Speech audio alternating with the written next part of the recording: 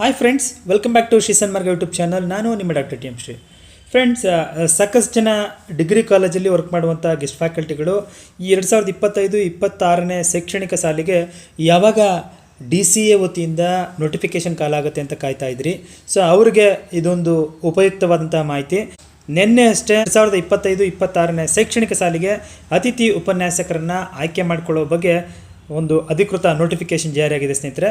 ಬನ್ನಿ, ಇದಕ್ಕೆ ಸಂಬಂಧಪಟ್ಟಂಥ ಎಲ್ಲ ಸಂಪೂರ್ಣ ಮಾಹಿತಿನ ಈ ವಿಡಿಯೋದಲ್ಲಿ ತಿಳಿಸ್ಕೊಡ್ತೀನಿ. ವಿಡಿಯೋನ ಸ್ಕಿಪ್ ಮಾಡದೆ ಕೊನೆವರೆಗೂ ನೋಡಿ.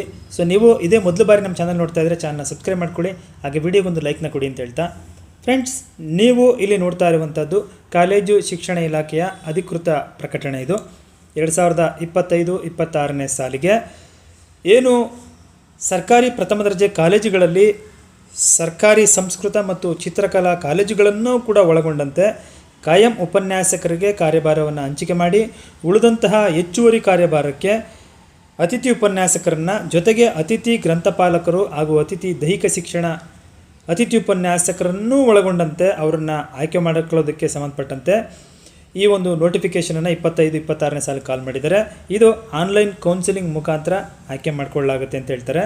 ನಮಗೆಲ್ಲ ಗೊತ್ತಿರುವಂತೆ ಇದು ಕಳೆದ ಅಕಾಡೆಮಿಕ್ ಇಯರಲ್ಲಿ ಒಂದು ಕೋರ್ಟಲ್ಲಿ ಇದಕ್ಕೆ ಸಂಬಂಧಪಟ್ಟಂತೆ ಒಂದು ಪ್ರಕರಣ ದಾಖಲಾಗಿತ್ತು. ಅದಕ್ಕೆ ಸಂಬಂಧಪಟ್ಟಂತೆ ಈ ಇಂದಿನ ಸೆಪ್ಟೆಂಬರ್ನಲ್ಲಿ 2024 ಸೆಪ್ಟೆಂಬರಲ್ಲಿ ಜಡ್ಜ್ಮೆಂಟ್ ಬಂತು.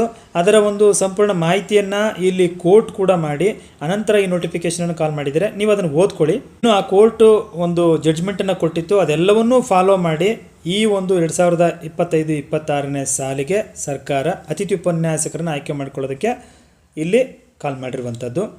ಸೊ ಇಲ್ಲಿ ಏನು ನೀವು ಒಂದು ಆಯ್ಕೆಗೆ ಪ್ರಮುಖವಾಗಿ ಏನಿರಬೇಕು ಪ್ರಮುಖ ಮಾನದಂಡ ಅಂತ ಹೇಳಿದ್ರೆ 2018ರ UGCಯ ಮಾರ್ಗಸೂಚಿಯ ಪ್ರಕಾರ ಸಹಾಯಕ ಪ್ರಾಧ್ಯಾಪಕರನ್ನು ಆಯ್ಕೆ ಮಾಡ್ಕೊಳ್ಳೋದಕ್ಕೆ ಏನು ಮಾನದಂಡ ಇದೆಯೋ ಅದನ್ನೇ ಕೇಳಿದರೆ ಸ್ನಾತಕೋತ್ತರ ಪದವಿಯಲ್ಲಿ 55% ಕಡ್ಡಾಯವಾಗಿರಬೇಕು. ಮತ್ತು SC ST OBC ಮತ್ತು ವಿಶೇಷ ಚೇತನ ಅಭ್ಯರ್ಥಿಗಳಿಗೆ 50% ಇರಬೇಕು ಅಂತ ಹೇಳ್ತಾರೆ.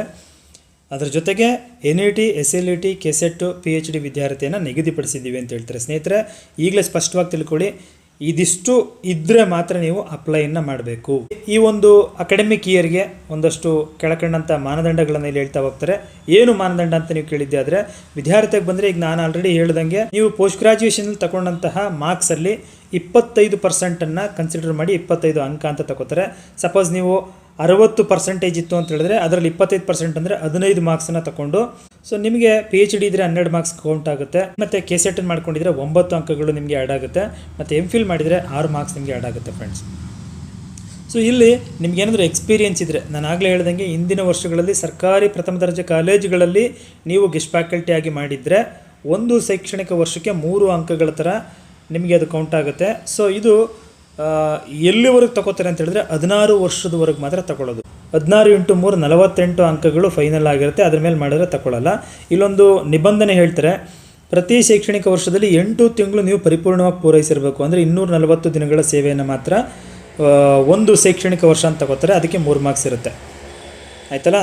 ಹಾಗೆ ವಿಕಲಚೇತನ ಅಭ್ಯರ್ಥಿಗಳಿಗೆ 10 ಅಂಕಗಳನ್ನು ಎಕ್ಸ್ಟ್ರಾ ಕೊಡ್ತೀವಿ ಅಂತ ಹೇಳ್ತಾರೆ. ಸೊ ಅದು ಕೂಡ ನೀವು ಗಮನಿಸಬೇಕಾದ ಅಂಶ. ಹಾಗೆ ಬಂದರೆ ಆಯ್ಕೆಯ ಪ್ರಕ್ರಿಯೆ ಮತ್ತು ವೇಳಾಪಟ್ಟಿ ಯಾವ ಥರ ಇದೆ ಹೇಳಿ ಅಂತ ನೀವು ಕೇಳಿದ್ದೆ ಆದರೆ ನೋಡಿ, ಆನ್ಲೈನ್ ಮುಖಾಂತರ ಅರ್ಜಿಗಳನ್ನು ಸಲ್ಲಿಸೋದಕ್ಕೆ ಅಥವಾ ಎಡಿಟನ್ನು ಮಾಡೋದಕ್ಕೆ ಪ್ರಾರಂಭಿಕ ದಿನಾಂಕ ಇವತ್ತು 26/6/2025ರಿಂದ ಪ್ರಾರಂಭ ಆಗಿದೆ ಅಂತ ಹೇಳ್ತಾರೆ. ಇವತ್ತಿಂದ ಅಪ್ಲಿಕೇಶನ್ ಆನ್ಲೈನು ಓಪನ್ ಆಗುತ್ತೆ ಅಂತ ಹೇಳ್ತಿದ್ದಾರೆ. ಮತ್ತು ಅರ್ಜಿನ ಸಲ್ಲಿಸೋದಕ್ಕೆ ಮತ್ತು ಎಡಿಟನ್ನು ಮಾಡೋದಕ್ಕೆ ಕೊನೆಯ ದಿನಾಂಕ ಯಾವತ್ತು ಅಂತ ಕೇಳಿದ್ರೆ ಜುಲೈ 3ನೇ ತಾರೀಕು ಕೊನೆಯ ದಿನಾಂಕ ಆಗಿರುತ್ತೆ. ಸೊ ಅರ್ಜಿ ಸಲ್ಲಿಸಿದ ಅಭ್ಯರ್ಥಿಗಳ ಪಟ್ಟಿಯನ್ನು ಪ್ರಕಟಿಸುವ ದಿನಾಂಕ 4/7/2025 ಅಂತ ಹೇಳ್ತಾನೆ. ಮತ್ತು ತಾತ್ಕಾಲಿಕ ಮೆರಿಟ್ ಪಟ್ಟಿಯನ್ನು ಆನ್ಲೈನ್ನಲ್ಲಿ ಅರ್ಜಿಯನ್ನು ಎಡಿಟ್ ಮಾಡಲು ಪ್ರಕಟಿಸಿದ ನಂತರ ಅರ್ಜಿಯನ್ನು ಎಡಿಟ್ ಮಾಡೋದಕ್ಕಿರುವಂಥ ಟೈಮು ಜುಲೈ 4ರಿಂದ ಜುಲೈ 8ನೇ ತಾರೀಕುವರೆಗೂ ಅವಕಾಶವನ್ನು ಕೊಟ್ಟಿರ್ತಾರೆ. ಇದು ತಾತ್ಕಾಲಿಕ ಮೆರಿಟ್ ಪಟ್ಟಿ ಅನೌನ್ಸ್ ಆದ ಮೇಲೆ ಮತ್ತೆ ಎಡಿಟ್ ಮಾಡೋಕ್ಕೆ. ಮತ್ತು ತಾತ್ಕಾಲಿಕ ಕಾರ್ಯಭಾರ ಹಾಗೂ ಅಭ್ಯರ್ಥಿಗಳ ಮೆರಿಟ್ ಪಟ್ಟಿಯನ್ನು ಯಾವಾಗ ಪ್ರಕಟಿಸ್ತಾರೆ ಅಂತ ನೀವು ಕೇಳಿದ್ದೆ ಆದರೆ ಜುಲೈ 19ನೇ ತಾರೀಕು ಪ್ರಕಟಿಸ್ತೀವಿ ಅಂತ ಇಲ್ಲಿಯ ಒಂದು ಟೈಮ್ ಟೇಬಲ್ ಪ್ರಕಾರ ಹೇಳ್ತಾ ಇದ್ದಾರೆ. ಸೊ ಮೆರಿಟ್ ಪಟ್ಟಿಯ ಅನ್ವಯ ಕಾಲೇಜುಗಳ ಆಯ್ಕೆಗೆ ಕೌನ್ಸಿಲಿಂಗ್ ಪ್ರಕ್ರಿಯೆ ಯಾವತ್ತಿನ ಸ್ಟಾರ್ಟ್ ಆಗುತ್ತೆ ಅಂತ ಹೇಳಿದ್ರೆ ಜುಲೈ 21ರಿಂದ ಜುಲೈ 25ರವರೆಗೆ ಈ ಆನ್ಲೈನ್ ಕೌನ್ಸಿಲಿಂಗ್ ನಡೆಯುತ್ತೆ ಅಂತ ಹೇಳಿದ್ದೇನೆ. ಅದು ಬೇಸ್ಡ್ ಆನ್ ಒಂದು ಏನು ಪ್ರೋಸೆಸ್ ಎಷ್ಟು ಬೇಗ ಆಗುತ್ತೆ ಅದರ ಮೇಲೆ ಅದು ಡೇಟ್ ಎಕ್ಸ್ಟೆಂಡ್ ಆಗೋದು ಮತ್ತೊಂದು ಅದು ಮುಂದೆ ನೀವು ನೋಡ್ಕೋಬೋದಾಗಿರುತ್ತೆ. ಕೌನ್ಸಿಲಿಂಗ್ನಲ್ಲಿ ಕಾಲೇಜ್ ಆಯ್ಕೆ ಮಾಡ್ಕೊಂಡಂಥ ಅಭ್ಯರ್ಥಿಗಳ ಪಟ್ಟಿಯನ್ನು ಯಾವತ್ತು ಪ್ರಕಟಿಸ್ತಾರೆ ಅಂತ ಕೇಳಿದ್ದೆ ಆದರೆ ಜುಲೈ 28ನೇ ತಾರೀಕು ಪ್ರಕಟಿಸ್ತೀವಿ ಅಂತ ಹೇಳ್ತಾರೆ. ಹಾಗೆ 2025-26ನೇ ಸಾಲಿಗೆ ಅತಿಥಿ ಉಪನ್ಯಾಸಕರ ಸೇವೆಗೆ ವರದಿ ಮಾಡಿಕೊಳ್ಳೋಕ್ಕೆ ಪ್ರಾರಂಭಿಕ ದಿನಾಂಕ ಯಾವಾಗ ಅಂತ ಹೇಳಿದ್ರೆ 4/8/2025ರಿಂದ ನೀವು ವರದಿಯನ್ನು ಮಾಡ್ಕೊಳ್ಳೋದಕ್ಕೆ ಅವಕಾಶ ಇದೆ ಅಂತ ಹೇಳ್ತಾರೆ ಸ್ನೇಹಿತರೆ. ಇಲ್ಲಿ ಕೆಳಗೆ ಬಂದಿದ್ದೆ ಆದರೆ ಒಂದಷ್ಟು ವಿಶೇಷ ಸೂಚನೆಗಳನ್ನ ಕೊಟ್ಟಿದ್ದಾರೆ. ಅಷ್ಟೇ ಅಲ್ಲದೆ ಕೆಳಗಡೆ ಒಂದಷ್ಟು ಷರತ್ತುಗಳನ್ನ ಕೂಡ ಕೊಟ್ಟಿದ್ದಾರೆ ಸ್ನೇಹಿತರೆ. ಸೊ ನಾನು ವಿಡಿಯೋ ಲೆಂತ್ ಆಗುತ್ತೆ ಅನ್ನೋ ಕಾರಣಕ್ಕೆ ಈ ಸೂಚನೆ ಷರತ್ತುಗಳನ್ನು ಈ ವಿಡಿಯೋದಲ್ಲಿ ಹೇಳ್ತಾ ಇಲ್ಲ. ನೀವು ಅಪ್ಲಿಕೇಶನ್ ಹಾಕೋಕ್ಕೆ ಮುಂಚೆ ಈ ಸೂಚನೆ ಷರತ್ತುಗಳು ಎಲ್ಲವನ್ನೂ ಕೂಡ ನೋಡ್ಕೊಂಡು ಹಾಕಬೇಕು. ಸೊ ಮುಂದಿನ ಪಾರ್ಟ್ 2 ವಿಡಿಯೋದಲ್ಲಿ ಈ ಎಲ್ಲ ಅರ್ಹತೆ ಮತ್ತು ಷರತ್ತುಗಳು, ವಿಶೇಷ ಸೂಚನೆ, ಎಲ್ಲಿ ಅರ್ಜಿ ಆಗಬೇಕು ಎಲ್ಲವನ್ನು ನಾನು ಪಾರ್ಟ್ 2ನಲ್ಲಿ ನೆಕ್ಸ್ಟ್ ವಿಡಿಯೋದಲ್ಲಿ ಕಂಟಿನ್ಯೂ ಮಾಡ್ತೀನಿ. ಅದನ್ನು ಮಿಸ್ ಮಾಡದೆ ನೋಡಿ ಅಂತ ಹೇಳ್ತಾ, ಸೊ ಫ್ರೆಂಡ್ಸ್ ನೋಡಿದ್ರಲ್ಲ, ಇದಾಯಿತು 2025-26ನೇ ಸಾಲಿಗೆ DCA ವತಿಯಿಂದ ಕಾಲ್ ಮಾಡಿರುವಂತಹ ಏನು ಗೆಸ್ಟ್ ಫ್ಯಾಕಲ್ಟಿ ಸೆಲೆಕ್ಷನ್ಗೆ ಸಂಬಂಧಪಟ್ಟಂಥ ಸಂಪೂರ್ಣ ಮಾಹಿತಿ. ಸೊ ವಿಡಿಯೋ ಇಷ್ಟ ಆಗಿದ್ರೆ ವಿಡಿಯೋಗೊಂದು ಲೈಕ್ನ ಕೊಟ್ಟು ಫ್ರೆಂಡ್ಸ್ ಮತ್ತು ಫ್ಯಾಮಿಲಿಗೆ ಶೇರ್ ಮಾಡಿ. ಮತ್ತೆ ಸಿಗೋಣ ಪಾರ್ಟ್ 2ನ ಮಿಸ್ ಮಾಡದೆ ನೋಡಿ ಅಂತ ಹೇಳ್ತಾ, ಥ್ಯಾಂಕ್ ಯು, ಬಾಯ್ ಬಾಯ್.